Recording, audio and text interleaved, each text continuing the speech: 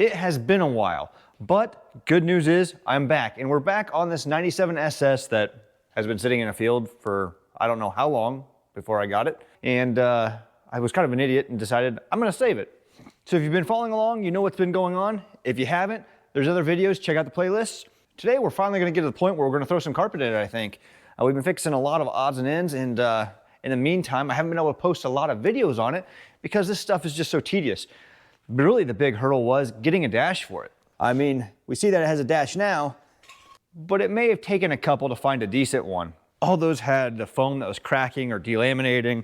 Some of them were warped from the heat. It just took forever to find one. And I actually found one in Milwaukee. That's right, Milwaukee. I was fortunate enough that my dad, he was able to drive up there and pick it up for me. It was a decent deal.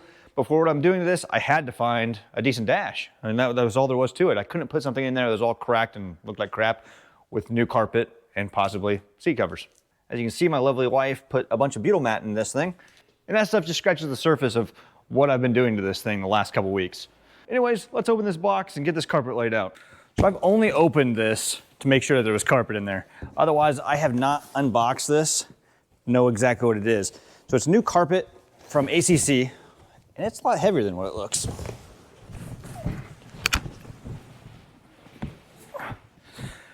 We'll get it out, let it kind of conform. It's supposed to be padded carpet. I don't see any padding. Well, that's convenient. And my biggest fear was it to be eaten up by mice since it's been sitting here for 3 years. I was considering this rubber, the padding, but it sure does not look like it. So this carpet's from ACC. It's supposed to be all preformed. You can see where some of the rear seat brackets go. This is where the front seat supports are gonna go. Oh, there's my padding. You guys watched it fall out and I didn't even see it. Now while that stuff's sitting there and kind of taking form, we're gonna finish replacing a bunch of light bulb sockets on this thing. I've already got this side done, I need to move the other. And why do I have to put light bulb sockets on every single one, you may ask? Because I just don't think that these are gonna cut it.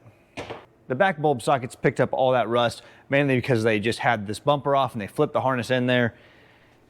And the whole T-top area filled up with water, and well, the rest is history. I gotta replace that. You can see it's kind of burnt up, and actually the inside's coming apart. Versus this one, still good. I'm not sure why these burn up on all these F-bodies, but they always seem to get overheated, maybe because people have the running lights on all the time. So they're kind of hard to find.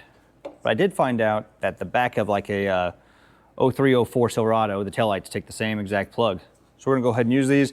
These pigtails actually are about 20 bucks a piece if you get them through like Dorman or anywhere like that.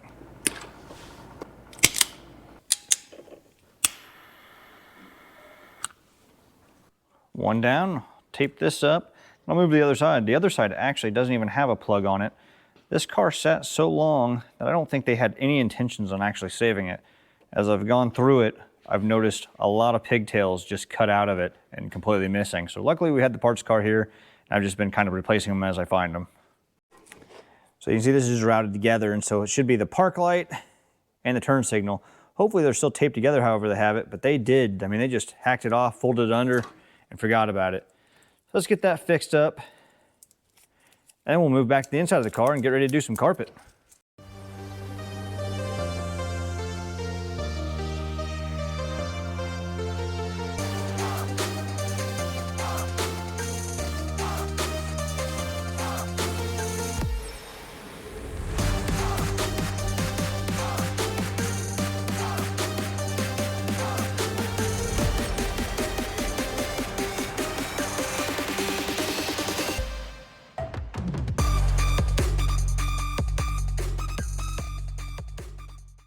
I spent some time polishing these up, and they're not perfect, but they're close.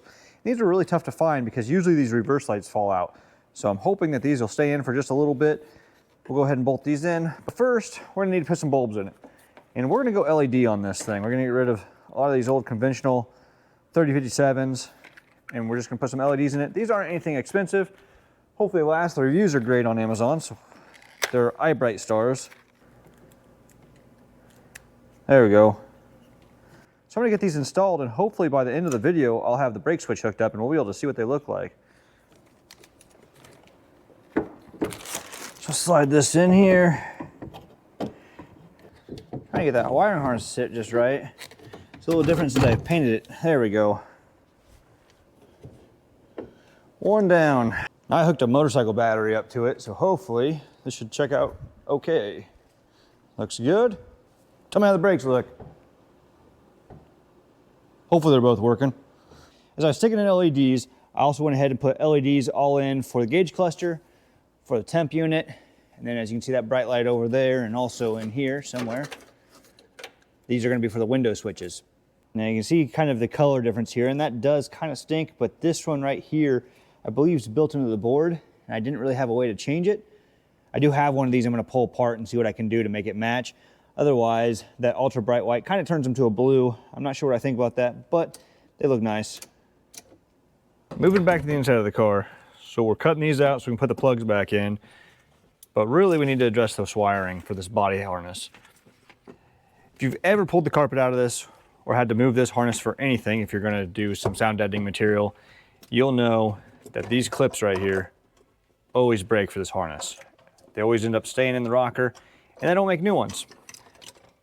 Until now. So I do have some of these. I had a buddy Dave draw these up. They sit nicely in the loom. They fit right where the factory ones used to.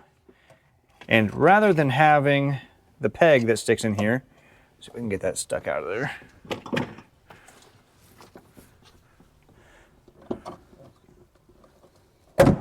Well, that one's gone. So here's a better example. So this is one of the factory ones. You can actually see where it had the prong that stuck out and the two ears are missing. So same with this one. These didn't break, but usually they do break and they just stay off in here. So with this new design, what we have is a hole, and you'll use a regular body clip to hold them in. So you put the body clip there. From here, pushes in, and just like it used to be. Good fix for what usually breaks. I mean, these cars are so old that they're just, a lot of these things aren't available anymore. So I'll have those posted up for sale in the store. If you need them, just pick them up. So we got all of those in and complete. But as I was finishing up the driver's side, I noticed my power seat plug is broke. So more wiring to fix. And another thing as we were finishing it, I just kind of told you they had scavenged wire from it. This is actually a pigtail from another door I had. They stole the pigtail for the power window motor off of it. And the only reason we really found that is because we had to replace the window in this door and fix all the regulator. And while we were at it, we went ahead and put new window motors in. So as you guys can imagine, this has been really tough to kind of document all of this and still make it interesting to watch because there's so many little things that I have to keep fixing along the way. But I think I'm finally at a point that I'm gonna fix this wiring here, vacuum it all out, clean it out, and we'll get to setting the new carpet in. So it should be the last bit of wiring we're gonna do. So this wire right here is, I think, 8 gauge, maybe? Yeah, it doesn't matter. So this is actually gonna run the Hellcat fuel pump that I have. So we're gonna run it with this factory body wire here. So then I installed a stud or pass-through bulkhead here, and it's right by the fuel pump wiring that comes out. So this wire will come right up here. I'll put a lug on it. We'll attach here, put a nice boot over that. The back seat will cover it up then. So this wire actually comes straight up from the alternator. It'll attach right here, and then from here, it branches off, runs back through to where Dan's at.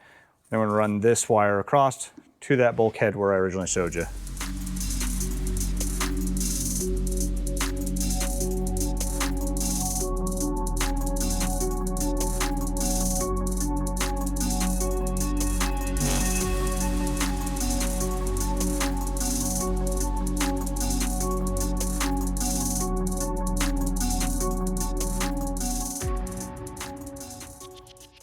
This is where it gets tricky because I have no clue where these even go. Now, maybe, right? But I think this is gonna go right up here like this. Probably not, but we'll see. It looks pretty close. Yeah, fits great. Now, I'm not really sure how this fits in here. From the factory, I actually had to cut the carpet to get around this lower dash brace. I'm wondering if I'm not gonna have to trim this padding to kind of get it to lay in there, because this is what it feels like it needs to be. We'll give the back ones a shot and we'll see if we can't get all this padding fitted in. So with 5 minutes of fitting, we got the padding figured out. Unfortunately, I think that's gonna be the only quick part of this whole process. and carry the carpet over here and see how much we can mess up. Well, here goes nothing. Or it'll be something. Don't scratch the paint.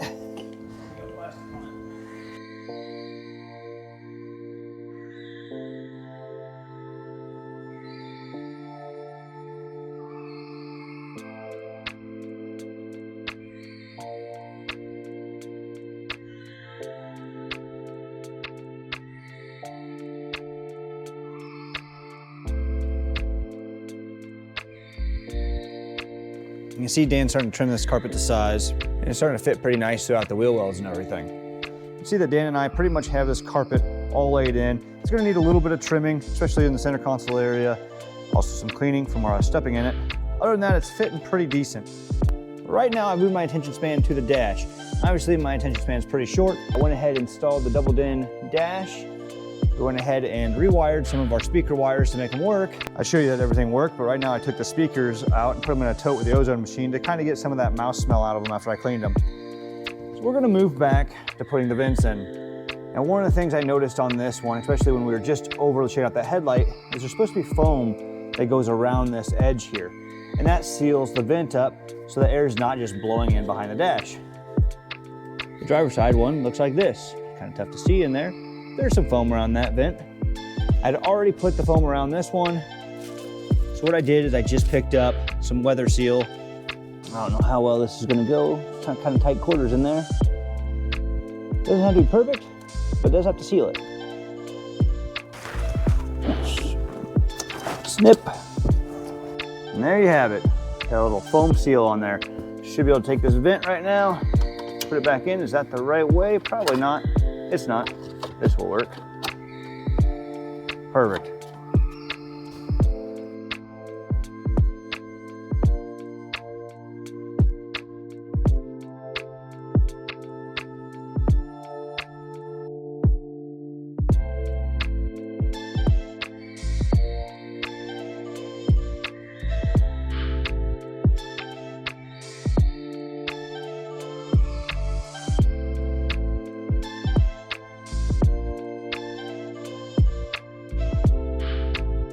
Just like that, I got a clean door panel. Now keep in mind, this is where they're coming from right now. So these things have been sitting up in my storage unit for quite some time, and I just really had to get them cleaned up in order to use them. So let me tell you about a dilemma I got going on here. 97 is when they changed the dash styles in these Camaros. So everything here is a little more bubbly looking, kind of gives that later year GM vibe for the late 90s. I believe it's 97 to 99 or 97 to 2000. These dashes are a lighter gray. And it's kind of hard to see in the camera, but maybe it's easier to see. This one's darker than this, and this is an aftermarket bezel. Also, you can see the darker dash pad that I have than what the dash is. And that's because that dash pad came out of a flooded 01 Camaro that I parted out. The dilemma that I'm having is in that 01 to 02, they made the interior more ebony or more black. So now you can see we have a black and then a light gray.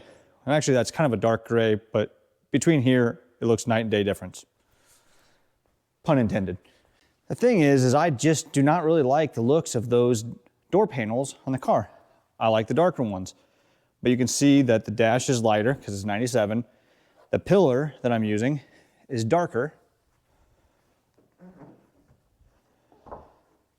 So when we go into looking at everything, I'm gonna end up having two-tone interior.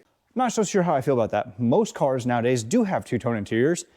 And obviously this is a 97. It's not supposed to be perfect to match exactly how 97 was, but I wanted to be pretty close. So I think I'm just gonna have to, don't eat that. Good girl. Well, my camera died right there, and what I was just getting ready to say while I was stopping little Bella from chewing on the wiring of the car is that I might as well just introduce you guys to the new shop dog. So she's just a little thing right now. She's another Weimaraner, just like my last dog, and unfortunately, we lost my last dog in an accident, and so Sylvia is no longer around to be the shop dog. So that was another thing that has been kind of going on in life that has kind of stopped me from being out here as much. Along with the new baby, we got a lot of things going on. It's competition season for my daughter in gymnastics, so I just haven't been able to get out here as much. But right now, I'm trying to get out here as much as I can to get this thing going because I want to drive in the spring. As you can see, we got the back seat installed. I'm gonna throw these in here. Now, these seats, unfortunately, had some mice eat the bottoms of them. So eventually, and I say that lightly, eventually, I'm gonna pull the foam off of those and put those covers on it. But in the meantime, these are gonna work just fine. Not just that, it's in the back. No one's ever gonna feel that. I mean, the only people that are back there is Ellie and now Caden, and they're light enough. They'll never crush that enough for now. And I guess Bella. You finding your new seat? Is that what you're doing? I'm sorry, you better pick one now, but you're not gonna be able to pick it forever. Yeah, that's the one Sylvia likes to sit into. Perfect. Just gonna finish putting in these back seats. Got this hole punched right through where that hole is at for the bolt.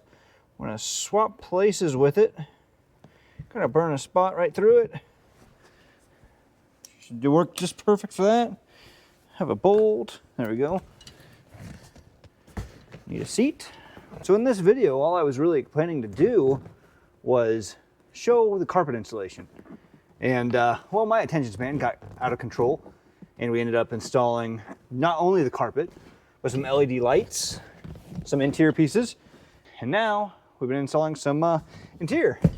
Now the rest of the interior I have is so full of dirt and everything else from sitting in storage. It's gonna take a while to clean up. So I think this is a good place to wrap this video up here. It's been a while since I've posted, and at least give you guys kind of an update of everything that's going on. But the car is coming along steady. Hopefully, the front seat's in it the next time we see. I'm planning on doing a headliner for it.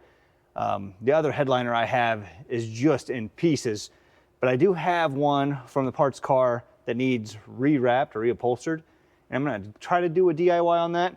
Not sure how it'll turn out. Probably not good, but I'm gonna be optimistic and say it's gonna be great. And then we should be able to roll it on the hoist and start with some drivetrain stuff, which will be awesome. The goal here is to have this thing going by this spring or first of summer. So keep following along. Thanks for watching as always, and I'll see you in the next one.